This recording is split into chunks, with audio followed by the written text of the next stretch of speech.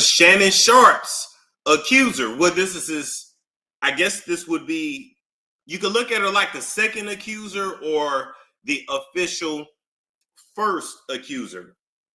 Michelle, shout out to Michelle. She did an interview with The Sun magazine and really got into, well, she shared her truth. Let's just put it that way. So we're going to go ahead and hop right on into it. And it was the biggest argument that we ever got in. And he was controlling, he was domineering, he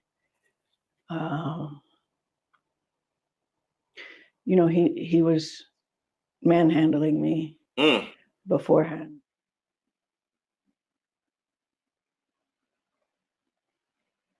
We met in actually the press room at the Broncos, April of 2002.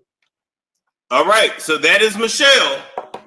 Now listen, before y'all, and this is allegedly, I have to say allegedly. Now, before y'all get into talking about this lady looks, keep in mind, he met her in, like she just said, 2002, something like that. So, he met her over 23 years ago.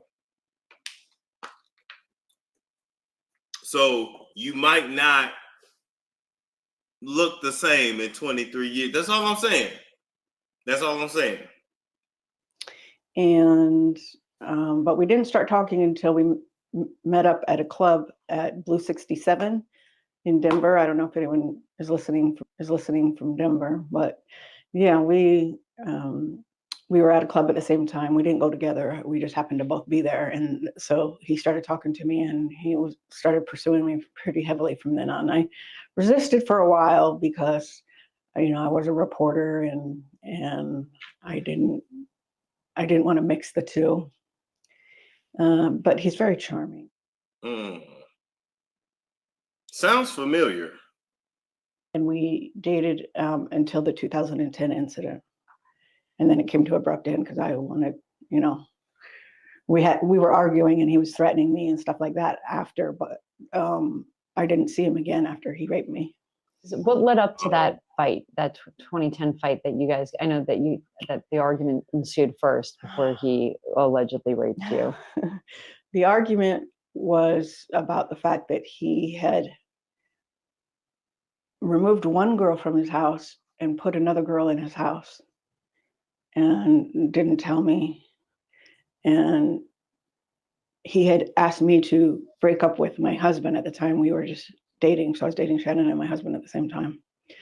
Shannon asked me to break up with my husband. And I don't recall for sure, but I think I did.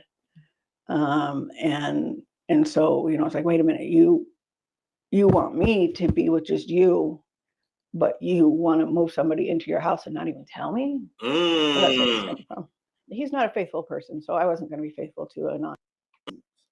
We got that want the bread, want the bread, want the bread, want the bread, want the bread, want the bread, that want the bread news. I believe her. I said all that to say, I believe. Look, I hate that choir version, though. I really be thinking this shit off the top of my head. Faithful person. It just doesn't work that way. Not for me anyway. Can you tell us just broadly, I know it's probably painful to relive the situation, but can you tell us generally what happened that day? It was fighting, and usually we fought on the phone and not in person. So it was the biggest argument that we ever got in. And he was controlling, he was domineering, he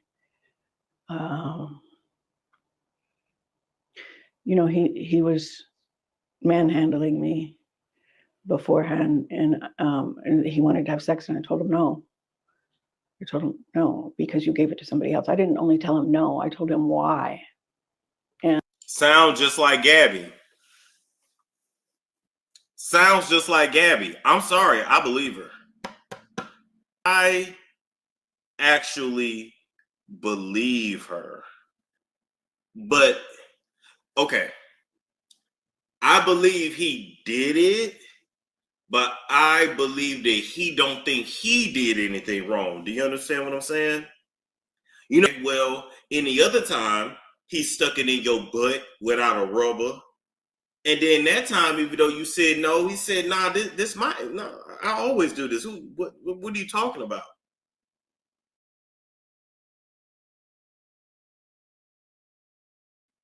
And he wouldn't take no for an answer. So he overpowered me, Love you too. put me to my knees, put his penis in my mouth.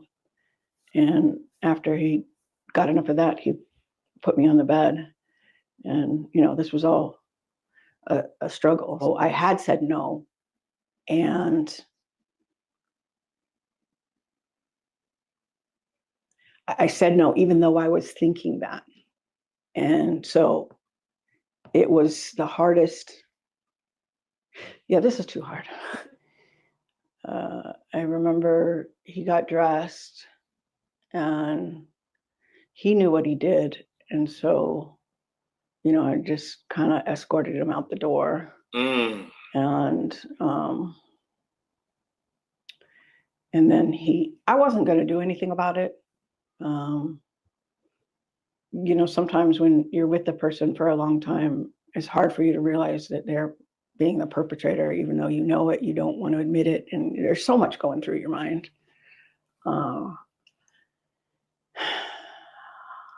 But then he started coming at me. If I tell anybody, you know, he'll use everybody he knows to destroy me, which he basically has. And then he started making other threats against my life, threats, you know.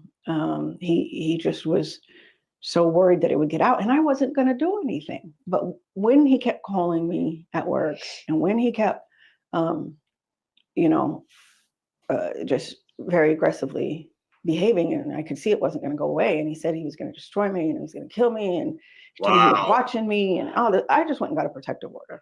I'd had enough. And unfortunately, shortly after, he doxed me and my address got out, and I had somebody stop by my apartment, which had a door that led right to the side. It was basically on the sidewalk. And somebody came up to my door and said, "Shut up," screamed it at the top of their lungs. And I had my daughter in there right there. And I was like, oh, no. And so I went in and I dropped it, because also at my house, not my apartment, my house, at my house,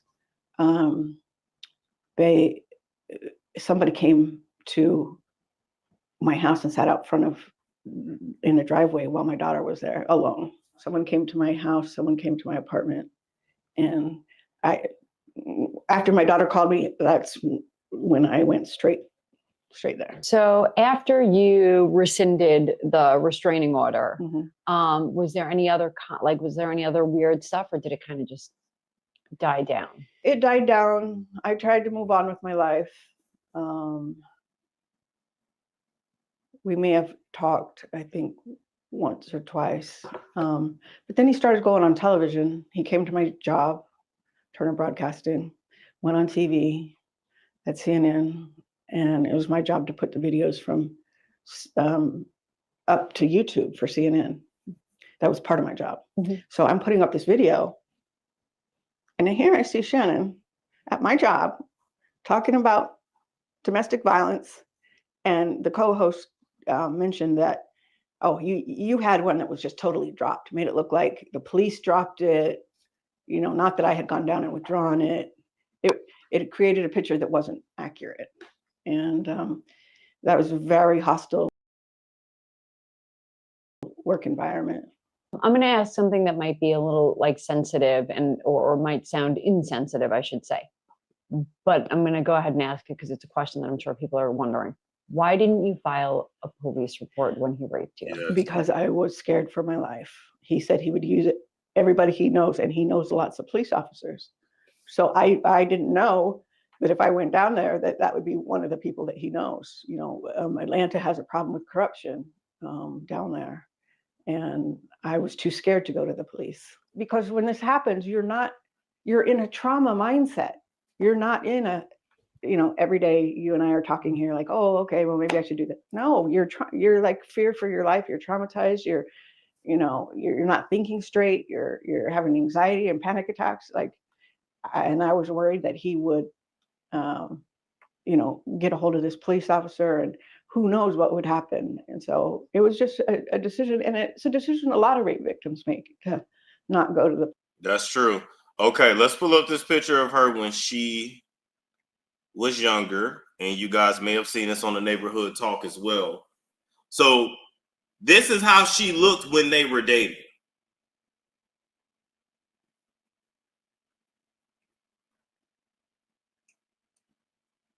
This is how she looked when they were dating. So does this change your thoughts at all?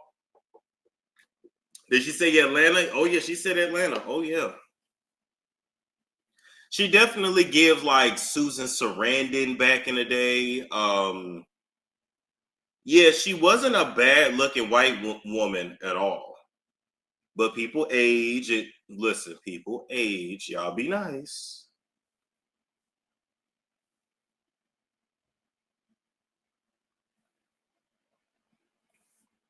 Say the woman is crazy.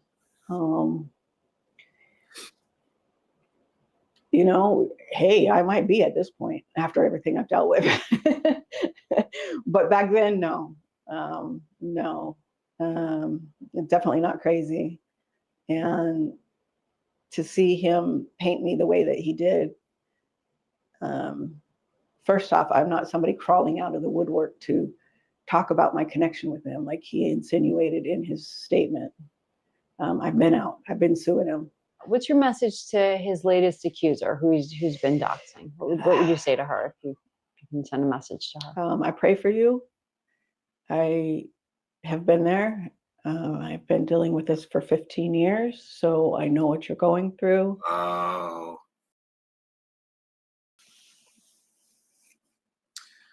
Well, nice knowing you, Shannon.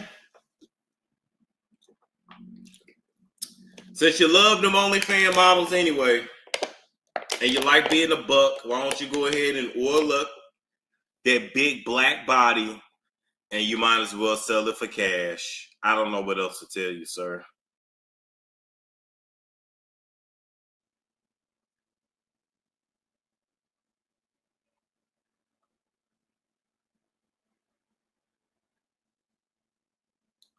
A lot of dudes that bodybuild and all that shit, they definitely be on the coca.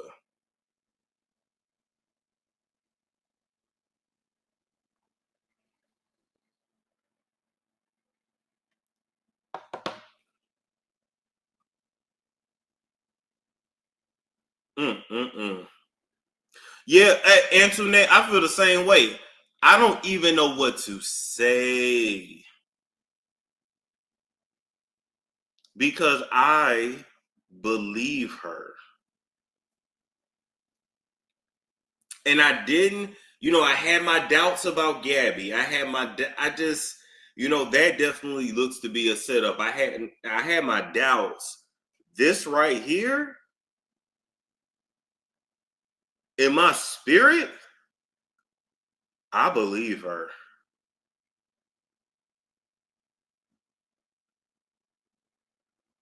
Even that story she told of that grape, like a lot of women have that story. Towards the end of that relationship, when you done with him, and he feel like, I'm gonna take it one last time.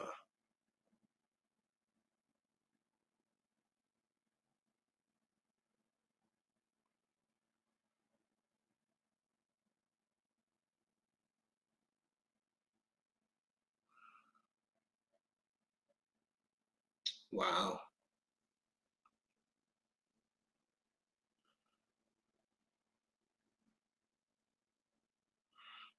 Yep, he's absolutely a bully.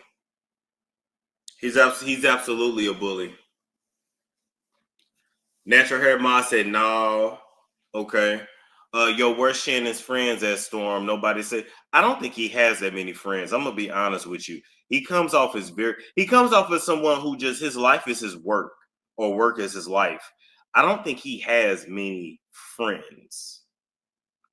As long as he pays whoever is paying the Don Fanucci role in this scenario, he'll be all right. When will black men and money learn? You got to pay to play. You show the fuck do. Shannon might be going to prison. Yeah, because the state can pick up charges.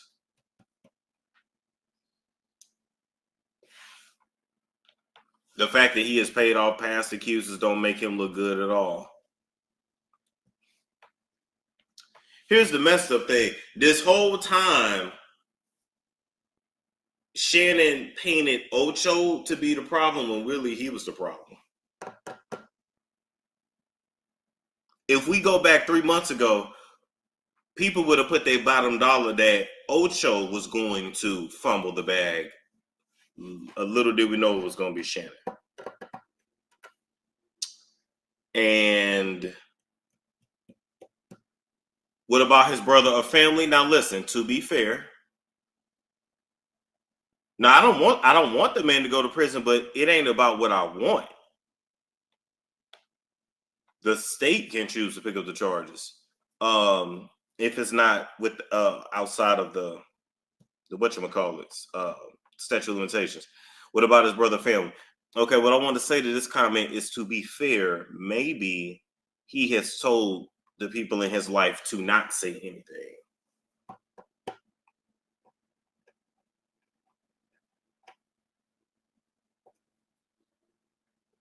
So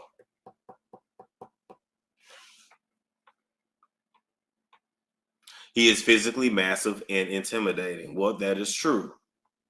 But that don't make him a bad guy just because he has a physical prowess about himself. He's not a small guy. So hell, he's gonna be physically intimidating to most men.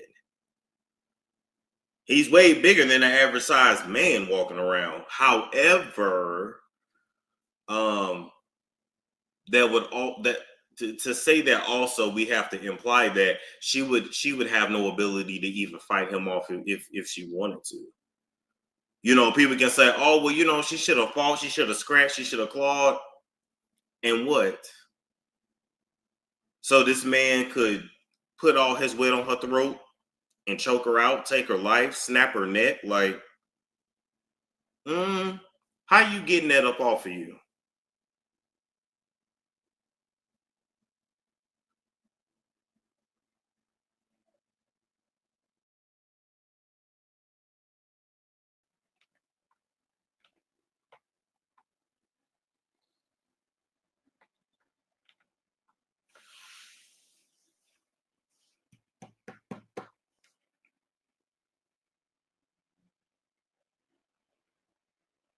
Look at him right there.